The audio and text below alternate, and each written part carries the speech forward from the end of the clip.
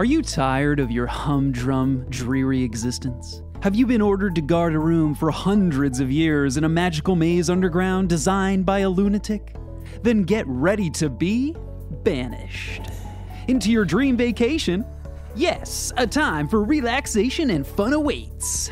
Fill your bowls with slop and beverage aplenty. Relax and enjoy some award-winning entertainment provided by pasty, sparkling vampires. Even play a variety of goblin-crushing minigames and a death ring of fun. But don't just take my word for it. My wife and I were trying to think of what to do for our anniversary this year, and we couldn't be happier with our decision. Before I got banished to my perfect getaway, I had to spend time with my kids. Into toilet. Meister's orders. Die.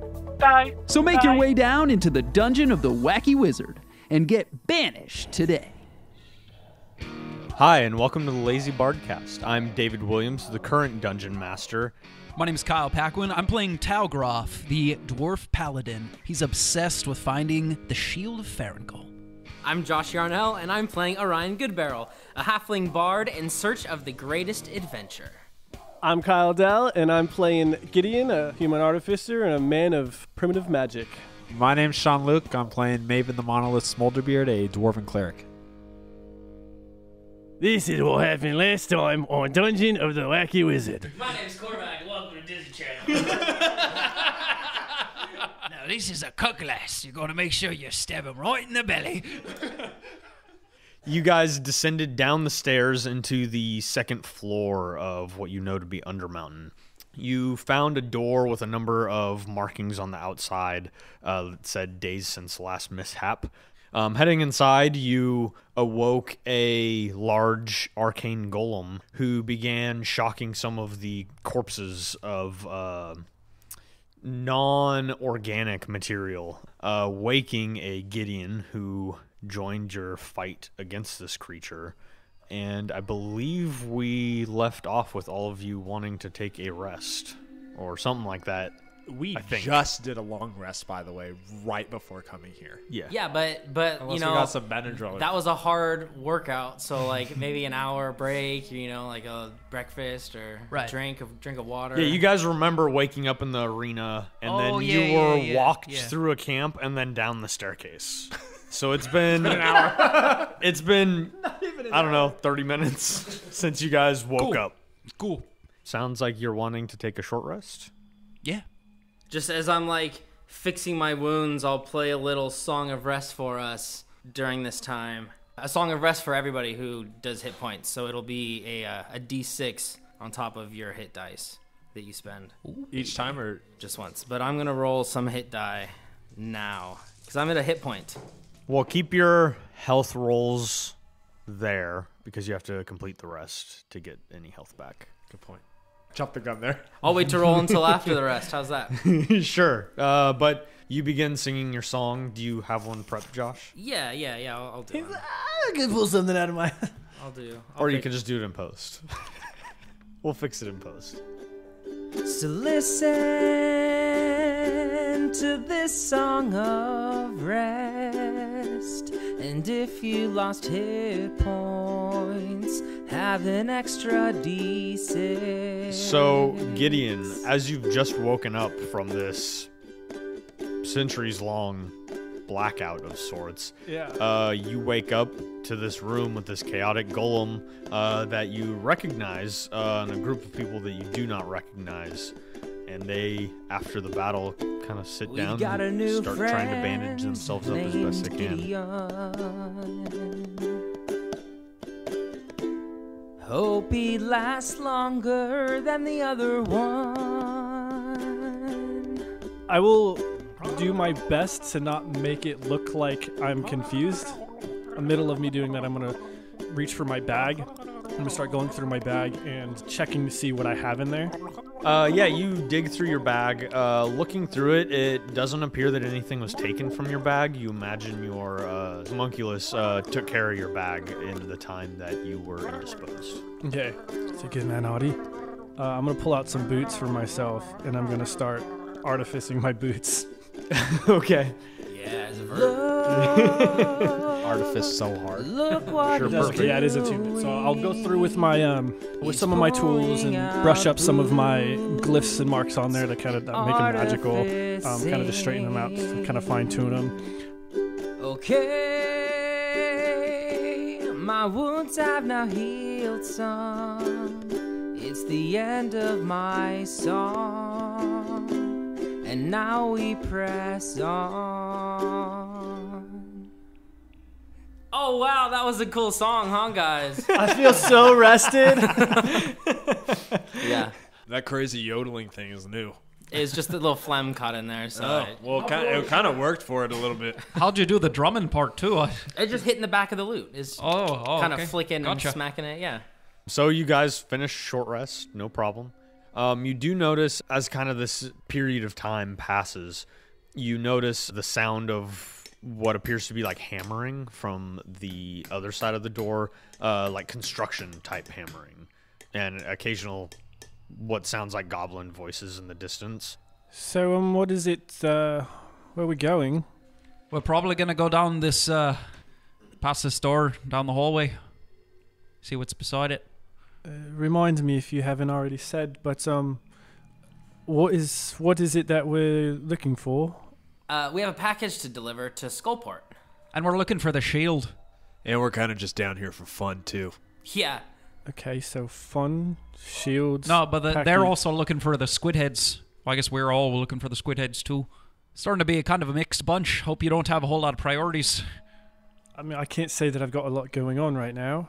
Well, so you can't go back that way, and I point to the way we came in. Why is that? There's a wall that seems like it's pretty hard to get through. Okay, well, I mean, I guess that's the only option is forward, right? That's the only way forward. It's the only way ever. I feel like we had this conversation. I don't think he was there for that. Maybe not. Sorry, that thing really smashed the hell out of me. It was huge. It was kind of big. Then, well, What do you mean, kinda? I mean, It was huge. Literally. Very meta-y. It's huge. My shoulder clicks now when I move it. It's a huge creature. We leave. Strong start, guys. We're getting there. Fade to black. Okay. So who's leading the way? Who's leaving this room? first? Talgroff is going to go first. So Talgroff, you open up the door, and immediately the sound of this hammering, it appears rhythmic. Strike! And then he yells it again. It's like a pattern that you're hearing as this hammering is going on. But this main room, you see it has just an open doorway on the left-hand side immediately. But this room, it is covered in carvings, like boss release style, of 4 dwarves. You see behind them is a innumerable kind of detail of various battles, famous dwarven castles, things of that nature. But the 4 dwarves, Maven and Talgroff, just from being dwarves, you immediately recognize 2 of them. One of them being from Clan Battlehammer. And the other one that you recognize is a dwarf standing, holding an axe in one hand and what should be a shield in the other, but instead is a completely carved out portion of the wall. And the distinguishing mark on this one is his eyes are painted completely silver. It's kind of like dripping down each of his cheeks, but it appears that the shield that would normally be in this style of architecture is completely bashed out of the wall, very similar to the tiefling statue that you saw. There are 2 other dwarven statues in here as well. One of them is holding out one of the creatures, Maven, you saw before you met up with these 3, before you ever went into Undermountain. This is a small brain-like creature with 4 legs sticking out of it. This dwarf is holding one out with just like a stout look on his face.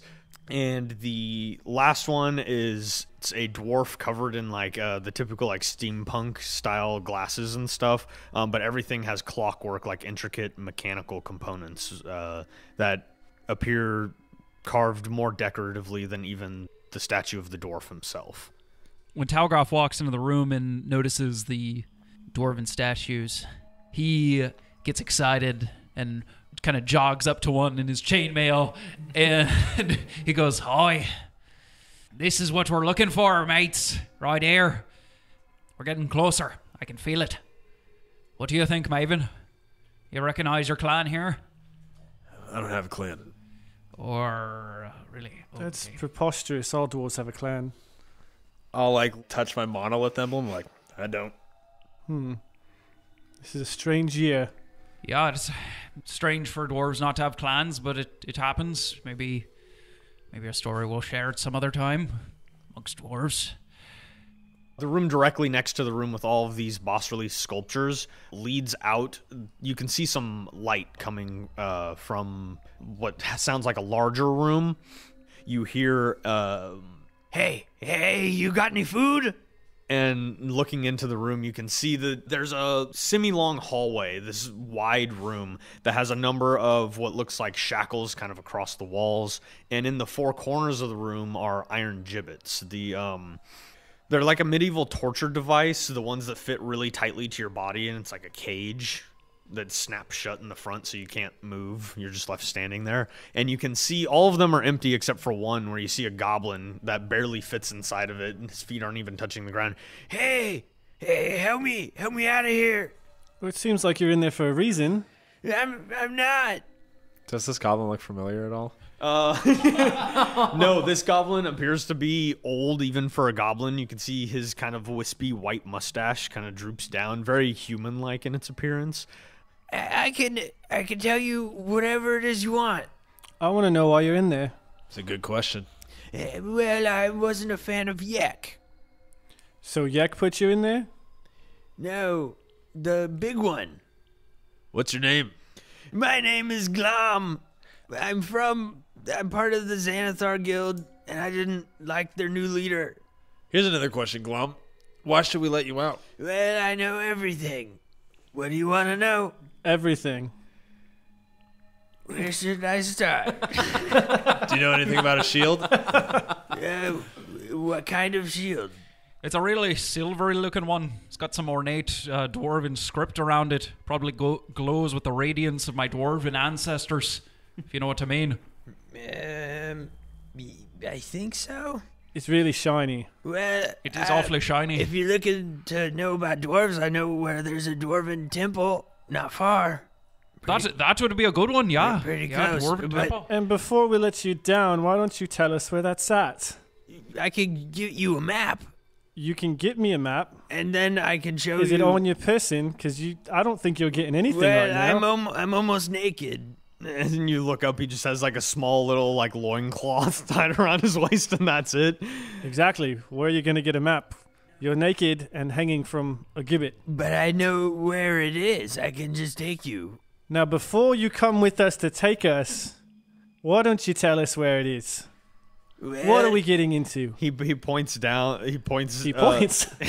Oh yeah. His little finger. His little finger. His loincloth. He points his wrist. Oh man. He points. It's that way. He twists his wrist forward and then snaps his hands to the right and points out of the room as best he can while he's held in the gibbet, so he can't move his arms like I gestured. And well, you're gonna go out here, go through the market, and then once you hit Ollie's, you're gonna take a left, and that's gonna go Ollie's? straight past the arrows, and then you'll make a right, and you go straight for a little longer, and there's a temple. As he's saying this, I'm like snapping at Orion, the youngest one. Like, you getting this? Nope. Look, I'll make you a deal. I'll take you to the temple if you have some food. Yeah, we could do that. I've got a few rations myself. I got some rations. You probably, yeah, you don't. Yeah, I have an oatmeal cookie left. My mom made. Yeah, don't give him that.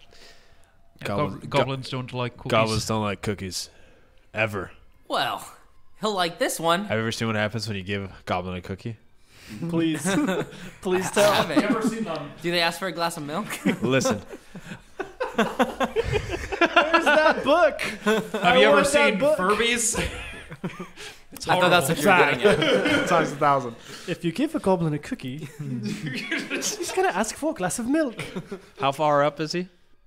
He's like 10 feet off the ground, and it does appear to be chained and locked. Maven's gonna jump up to it. Okay. Yeah, you jump up to it. Do you try and grab onto it? Yeah. Okay.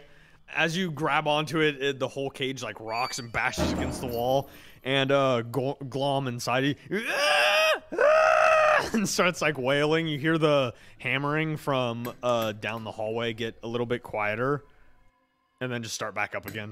I'm not quite sure what you're doing up there, but I'm pretty good with locks. How about it then? Yeah, Not get really up sure here what then. you were planning on doing there, but Pulling it off. He's doing it the dwarven way. I'd hate to get in your way. I just I'll try and figured it. I'd let you guys know that. Sure. Make a athletics check.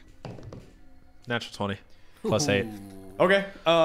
You grab onto the bottom of the bars and you pull apart, and both the bars just snap at the bottom and bend out, and the goblin just kind of flops down onto the bottom of the gibbet and looks around. Okay, now the food. We do have food, now lead us there. No deal. This is your own deal. You said you would lead us there if we had food. For now me. get to leading and we have food. For me. Talgroff will give him one ration. One nut. He reaches up and what does he snatch out of your one hand? peanut, one piece of dried fruit. Some ram jerky. It's one of those Pokemon rations where you Puffins? All you feed me is puffins. I need nourishment. Tauros meat. Sure. Kill Pokemon. Next character. You hand him a puffin. he pops it in and goes "Boo-loo," or whatever sound it makes when you feed. Yeah. And then he hops down out of the gibbet and lands in front of you. Maven, this is probably the shortest goblin you've ever been around. He's kind of hunched over and old. Okay. Well, just follow me, and we'll be there pretty quickly. Oh, cool. You want a cookie? Yeah. Here, it's oatmeal. He reaches out, grabs it, and starts eating the cookie. I knew he'd like it. Okay, just follow me, and no one should mess with you. I want to grab him in the back of the neck with my non-arm arm and just say, Harder. we're holding up our end of the deal. Now, you better hold up your end of the deal or it's not going to be good for you. Yeah, just keep the cookies coming. Hey, Glom, I got a question. Do you know a lot of other goblins? Well, that depends. Do you have any more food? Well, that was my last cookie. You should have given me half, and then you could ask more questions and give me the next half. Okay, I'll give you half a cookie after you answer my question.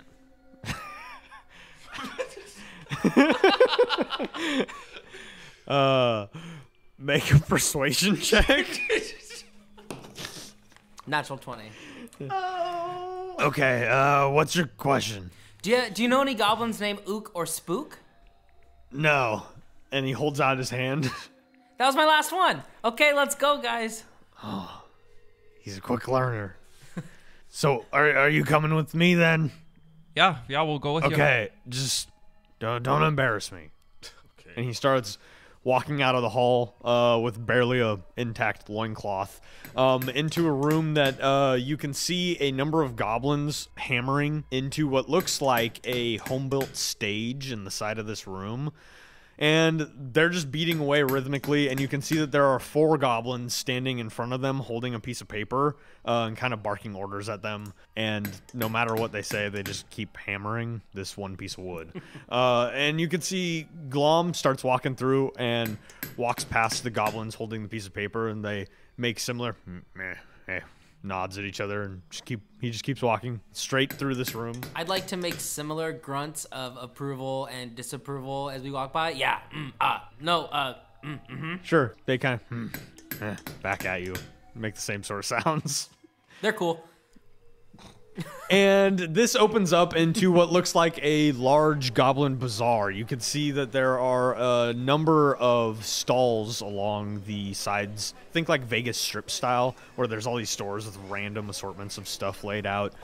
You can see that there are some weapon vendors that are selling very, very basic, rusted, sometimes broken weapons for at least 3 times the price of what a good one would go in, say, like Waterdeep. You also see a lot of goblins selling rotten food. You see very similar to the cave dog slop that you were served from the bugbears. But you're kind of walking through. Some of the goblins are barking at you in Does anybody here speak Goblin anymore? Can I maybe make an intelligence check to see if I picked up on maybe a word from Korvac? You could make sure. You can make an intelligence. I'll even take check. it at a disadvantage if you want. I just think it'd be funny. You can make an intelligence check. You know how to say I'm not a pirate. 12. You don't recognize any of the words that they're saying, though. No, most of these goblins immediately appear much more shady than Korvac ever did. He's not a pirate. You can see that there are a few bugbears standing around. They seem to be guards in this small makeshift outpost. You can see at the end of this room a large marble throne that there is a human sitting on top of that you can just barely make out in the distance. Maven, you can see off to the side of this figure sitting on the throne, you see chained to a wall what looks to be a struggling and clean-shaven dwarf chained to the wall. But that's at the end of these vendor stalls. You can just kind of make it out in the darkness. The goblins seem to have lit torches since you guys came in here, somewhat used to encountering people, you imagine. As we're walking, Maven's not gonna point, but he's gonna kind of just go by Tallgroff and be like, "There's a dwarf chained by that guy at the throne. I don't. Where? You'll see him. Just look to the side of him as we're coming up." Oh yeah, I see him. Man, I didn't see it at first. I know. Orion, you wanted to look for eggs? Yeah, do they have any eggs? Yeah, make a perception check. It's gonna be so bad if you find them. They're going to be one of those century eggs. Check. Whatever. 17. 100-year 17? eggs. You see a vendor that appears to have 3 large, kind of speckled purple eggs. They look larger than ostrich eggs, but he has 3 of them sitting out on a counter, and that's all he has in this little, like, wooden, tiny goblin stall. It looks like a Charlie Brown kind of stall, and you see he has what looks like, like the New Vegas style, what are the hats that don't have the top? A visor? Looks like one of those green see-through visors. And yeah, what do you want? Well, I was looking for, like, I guess normal eggs, but, what's this thing? This is huge. They're eggs. They're normal eggs. An egg from what? Well, what lays eggs? Oh, a big chicken, I guess. How much? It's a big old chicken. We've been getting a lot of foot traffic through here. People have been snatching up my eggs like no one's business, okay? But you look like a nice person. For you, 30 golden egg. Oh, well, I don't have nearly that much. Well, how much you want to pay for an egg? I'll give you 30 silver. Okay. Wow. All right. And you hand him 30 silver, and... Damn, that's an expensive-ass egg still. You sure you only want the one egg? Yeah. I wasn't even planning on this, but can't pass it up now. If you buy all 3, I'll give you 5% off. Well, I only have 10 more silver left that I brought down here, so... Maybe we'll just come over. Deal. Put a I'm going to keep it. gold coin in front of him and be like, knock yourself out. I'll take all 3. Deal. And he takes your 10 silver and the 1 gold that was put on the table, puts it in his pocket, and then steps down from the little stand behind this little cart area and just starts walking away. That's not suspicious at all. So these are kind of they're heavy, right? Yeah, I mean, they're like a bowling ball if it was stretched out. An egg-shaped Probably bowling like ball. 6-pound eggs each. Yeah. Okay. One of those bowling ball eggs. And they're all speckled with these like purple markings. I'll put one in my pack, and then I'll hold one, and then I'll look to Maven and say, "Do you want to carry the other one?" No. Can I make a survival check to see if I know what it's from, though? Sure. This isn't why I wanted an egg at all, but I love it. 25. 25? Yeah. Okay. Looking at these eggs, they're not from anything that you recognize. You're not sure what lays giant purple speckled eggs. Orion, do all shopkeepers just walk away after an exchange? I don't know. I haven't bought many things. Strange year. Leave the lad alone. He's shopping. I just Did spent you my see that? last silver on these eggs. Did the guy just walked away? I was just curious. It's not really a big deal. We got bigger things ahead. We're falling behind here. He's still walking. He's not waiting up for us. I was going to say, as you're all standing here, Orion and Maven, you see Glom taking a few glances back and then going to cut into the crowds kind of surrounding these merchant stalls. But as he kind of peeks over and kind of makes eye contact with Maven, then looks quickly at Orion, kind of swerves back to the center of the room. But you kind of see him try and make a break for it. What are you doing with the eggs? I'm going to put one in my pack. I'm going to carry one. Give one to the goblin guy. Oh! Or I'll run after the goblin with both of them like under my arms and one of them in my pack. Okay. You should ask him a question first. And I'll go, Glom, I got you an egg. Yeah, so Orion and Maven, you guys both run up and catch up with Glom, and you did. Yeah. Question first, egg later. I don't want your egg. And he keeps just walking towards the stage. That's not good. Does your little cat thing want it, Gideon?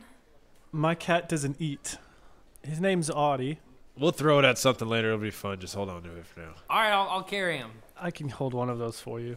Okay, take this. I'll take one of the eggs and I'll put it in my bag. Okay.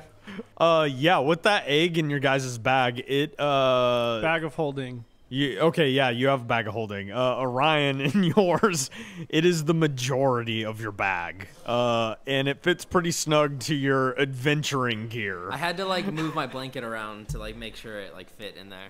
Glom leads you in the direction of this stage, where as you get closer, you can see that the figure sitting on the throne is wearing a very intricate silver tiara. It is a guy with, like, long blonde hair, perfect skin, almost like bodybuilder status, and he's just sitting on this throne with a what looks like an expensive monocle of some sorts, kind of just flicking it in a very over-the-top and pompous way that no one should ever do. Like the people playing poker that are just like juggling it between fingers like it's nothing and somehow just floating. Yeah, exactly. And you can see that Glom gets up to the edge of the small steps leading up to him and turns to all of you and just repeat what I say and do the same actions I do, and it won't be a problem, okay? I love this game. I was really good at it. You always have to say Simon says. He turns around and he kneels on the first step, pointing up to this character on the throne, and, "Oh, Yak, the best Yak, I love you." Oh, Yak, the best Yak, I love you. Do you get on your knees, too? Yeah. Okay. I don't. Get on my knee. Sure. Yeah, I don't either. Talgoff like tries to kind of get down, but the chainmail's like real restrictive. and he doesn't quite make it. He definitely makes an effort, and then the yak is I love you. Good job. The figure on the throne stops twirling his monocle and, "Yes, I know you all do. I would love me too if I were you." And then Glom starts stepping up onto the stage and making his way to the side towards an open door. You can see between the figure sitting on the throne and the doorway is this dwarf that's chained to the wall. You can see now that you're up close, you can see he's also gagged. He appears to have kind of silvered looking eyes that probably you, Talgroff, would recognize. And it looks like his beard has been crudely removed from his face. Ooh. That's rough. Well, that was a fun game. Are you Mr. Yek? Who's your friend on the wall? "Move along, little one." Motions to the door to Glom. Talgraff, there's a guy on the wall. I know, I see him. It's probably not the place to make a scene about it. We'll figure it out in a minute. Maven wants to take in every feature of his face as best he can. Sure, and as you're kind of walking past him, he stares directly at you and looks at you, Talgroff, as you're walking by, and you see kind of like a surprised look on his face. Talgroff will look at him, but kind of look down, almost like not wanting to meet his gaze. Okay. You sense him like looking at you as you're walking by, intentionally not meeting his gaze. And you can hear him kind of struggling, the chains kind of hitting the wall, and he kind of calms down as you guys continue walking through the room. And you can see there's an open doorway. Standing next to it is a bugbear. And as Glom gets closer, the bugbear steps off to the side. And he sees all of you making your way, and he kind of laughs. "Stupid dwarves." And what makes dwarves so stupid? Look at them. He just points like right at you, Maven. I don't get it. And I'll walk away. Maven's gonna, as he walks past him, is gonna look at him up and down and be like, I'll be seeing you again soon. Like, here, why don't you eat up? And I'll just flick a gold, but on the ground, like past him. And as I just walk by him. Okay. And then I'll cast Mage Hand and give him a wet willy as we run out of here. Fuck this bugbear. He said one thing and he's our mortal enemy. He swats at the side of his head as your mage hand is invisible, right? Yeah. Yeah. He swats at the side of his head and looks around just like he's going crazy, but he definitely like puts his finger in his ear and like it's definitely wet. I want to catch up to Tallgruff as we're walking. Sure. Hey, do you want me to talk to that guy that's chained up? Yeah. I mean, I can. Yeah. You should, yeah. I think we should maybe help them or something. He looks kind of like you guys. I mean, if I could tell him that we'll be back, or We need to go to the temple probably first and figure it out there. do you want me to tell him that we'll be back? Like we'll come back for him? Yeah, that'd be good. Okay. I'll pull up my lute as we're walking, and I'll pluck one of the chords, and as the string rings, I'll whisper into it, "We're gonna come back. Be cool." And that's it. And I'll cast message, and it'll before we get too far. Okay. You get a response and it's just, please help me. They're going to kill me. Okay, hold on, guys. Ting. When? I don't know. They already they cut off my beard. Okay, I'm gonna run back, and when I catch up, I go, "He said they're gonna kill him. They're gonna kill him, guys." Talgroff's gonna call up to our goblin guide and be like, "How much further is it to the temple there?" Well, we still got a little ways to go. Like I said, there's a few rights and lefts and arrows, and then we'll be there. All right, we'll keep going then. You realize he could be dead the next time we see him. And that would be most unfortunate. It's just, I'm not sure if just running out there and smacking off some chains and all of that stuff's gonna be the best idea. Had a few guards out there. Not sure what that king's business. We probably need to. Anyway, I'm here for the shield. Not being part of Maven's clan, Maven's just gonna nod to him and be like, all right. Okay. You guys continue through the hallway, moving past the bugbear after messing with him a little bit, all of you. You come into a small entry room that immediately has a door. Glom opens it up and steps into what looks like a very crowded library room. The walls are just solid books. It's a circular pattern in the center of this room that goes down into what looks like a hand-pumped well. And the goblin makes his way to the center of the small pump fountain, walks along the edge of the circle, and continues through the room, opening up the door and continuing past this. As we're walking through, I want to just scan the books and see if there's like labels on the spines or whatever. I want to see if I can read anything that has anything to do with music or magic or jokes. Okay. Yeah, make a perception check. 23. As you're just walking through the room, glancing across the books in here, you see a few that might seem magical, mostly by the binding, the decorations on them, small star patterns, things of that nature. But as far as jokey things go, that doesn't appear to be in this room. It seems very studious. I'll take one. Okay. If it's up high, I'll use my mage hand to kind of pull it out for me and just float it right into my palms. Sure. Yeah, you just get a book called The History of the Weave. I want to look for a history book, specifically of like just to try to brush up on what happened in the last however long I was out, to see if I can recognize any of these events or whatnot. Okay. Make a perception check. Okay. I already rolled earlier, and I hate to lie about that. 3. You pull out what looks like an older book, kind of deducing that this might give you some idea, and it's dated about around like 1460. It appears to be pretty old. Okay, I'll hold on to that for later. You guys are just stealing books left and right. As you guys funnel your way through this room, as you get to the center of the room, your feet step on the water hand pump in the center of the room, and where there is a little bit of water on the ground, as it washes over your shoe, you notice that it leaves it behind pristinely clean as you walk through the water. You continue making your way forward, and you come into what looks like an old, probably abandoned laboratory of sorts. There's scatterings of paper across a number of desks in the room, vials filled with old creations either gone bad or just never put to use. There's large, witches-style cauldrons, some larger glass ones. There's a lot of broken shards of glass along the ground as well. But this whole room is filled with what looks like just notes.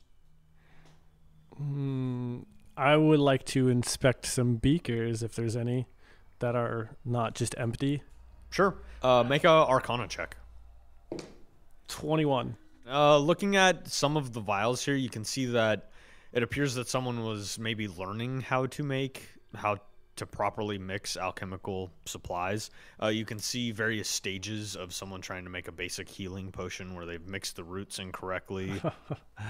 This one always was a little tricky. Are there any writing implements around? Yeah, there's a few old quills and ink on some of the tables. While Gideon's inspecting the beakers, I'll dip a quill in some ink and I'll open to page 50 of the book and I'll write, turn to page 100. And then I'll go to page 100 and I'll go, turn to page 50. And then I'll close the book and I'll leave it. Perfect. Yeah. You just open up did that random in book. history class too. Yeah, if you can get He caught. used to do that. I feel like. Loops are the best. If you can get someone caught in a loop, there's nothing funnier. But yeah, you do that to just a random book in a room full of books, and you set it down. You know it's going to pay off. It's just a matter of time. You know it. You know. It always works. But barring your brief disruptions to making your way through here, Glom opens up the door on the opposite end of this makeshift laboratory, and immediately you hear a crash on the other side of the door, like the sound of pots banging together and hitting the ground. Glom jumps back and pulls the door shut. Hey, I don't know what that was. Is that the way we're supposed to go? Yeah. Here, you check. And he steps back. What? Did you see anything? No, but you heard it. I'm not sure I trust you, little feller. Well, then give me some food and I'll go through. What's on the other side of that door? A kitchen. Then there should be food in there. You should go first. That should be your favorite room. I work for things now. Orion taught me that. I'll give you a cookie if you go in first. Holds out his hand. No, if you go in first, I'll give you a cookie. What's with you and eating things? Look, I can make a joke, but the punchline is a knuckle sandwich. Get the hell in there. This small old goblin kind of looks around, make an intimidation check, make a persuasion check with advantage. Me? Yeah. Natural 20 on the first Natural roll. 20 also. He looks from you, Maven, and then looks over to you, Orion, and looking kind of back and forth, darting his eyes, and then makes his way towards the door and opens it up and peeks his head inside. Okay. He looks in for a minute. I'm just going to put my boot on Glom's back and just kick him in. Okay. So Maven, you kick Glom into the room. You watch as 4 pots fall from the ceiling and smash down into Glom. How hard did it kick him? Jesus. You watch as the pots land on Glom's skull, and you watch it give, and his body immediately move completely motionless. Before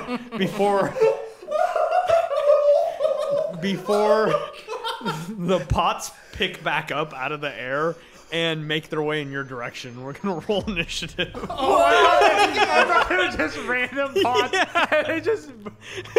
Guys, we just stumbled upon our first t-shirt design. Death by pots. My God. Yeah, and so what was your initiative? 21. 21. Okay, so you are up first, Gideon. As you look into this room, you can see these 4 pots lifting themselves off of Glom's corpse and coming in your direction. I just want to stand in the middle of them, and I'm going to punch the one in front of me twice. They all appear to be cast iron, so pretty deadly pots. Yeah, heavy. They're bulletproof. Make a attack roll. So the one is 10, and the other's 15. You strike out twice, and you contact the pot both times, but you feel your fist just like tang, tang off of the metal, and it only hurts. Doesn't seem to have done anything. I'm going to use my bonus action to teleport 15 feet back to where I previously was. Perfect. Yeah, you teleport out of sight and reappear in the center of the laboratory. So you'll see like Close almost a static energy pulse starting from my boots before I kind of, from the boots up, disappear, and then I'll reappear boots first into my spot that I was in. Perfect. At the end of your turn, Maven, you just watched Gideon teleport from directly in front of you to behind you after trying to punch some pots that are still coming in your direction. Maven is going to look in there and be like, all right. And then he's just going to clap his hands and he's going to cast Shatter basically onto the Glom's dead body. That's what I was going to do. I was just reading the spell. Okay, yeah. Can we do like a fusion dance to sync that up? Oh, that's up to David. That's a save, right? Yeah, if they're made of inorganic material, they have disadvantage. Okay. Dave, that's something that I was going to do also. Can we star power sync up? Sure. All my hand will meet his hands. I'll just I scream, ah! I'll give them all disadvantage, and then you'll just do double damage. So you can each roll your damage dice. Sure. And do the shatter. Right on. What's Shatter's damage? I'm not sure if they can survive it. It's thunder. It's thunder damage. Honestly, since there's 4, I'll just max mine. Okay. Yeah. Class feature. 16 thunder from me. Class feature. And Maven, how much is max damage for 24. you? As you guys both release your shatter, you watch as the handles on the pan just fly off, and then all the cast iron, these large cracks just appear in all of them before they just all explode and shatter across the room. They're all dead. Thanks for drawing a map, David. Well, that was a pretty good one there. It's too bad now that that little feller, man, I never saw it coming. Yeah, you're now standing in what appears to be a crudely kept kitchen. There is some goblin splatter on the floor and the nearby wall near the entryway to this room. Is anyone hungry? I got some eggs. I don't think anyone wants those eggs. Well, I mean, we're here in a kitchen, so we might as well cook up something. I don't think you should touch anything in here. I want to open one of these eggs up.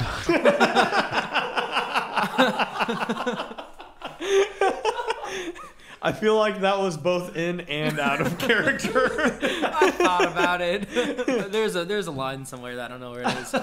As you're looking at the egg, Orion, you feel a slight shift as the egg kind of moves in your hand. It's probably nothing. I'm gonna find a hammer. I'm gonna crack the shell and open it. You set the egg down on the ground, and you watch as a crack begins forming from the bottom of the egg up the sides of it, and it gets to the top, and you watch as a small tendril breaks through and pushes out, and then another small tendril pushes out, and all of these small tendrils start pushing out and little by little ripping away the eggshell, exposing a creature we will reveal next time. I was instantly picturing the alien chicken from Jimmy Neutron. Poltror or something like that? Yeah. Voltron. No. No, I remember the aliens were called Yokians. It's Poltra. Thanks for listening, and make sure to come back on April 28th for the next episode of Dungeon of the Wacky Wizard, right here on the Lazy BardCast.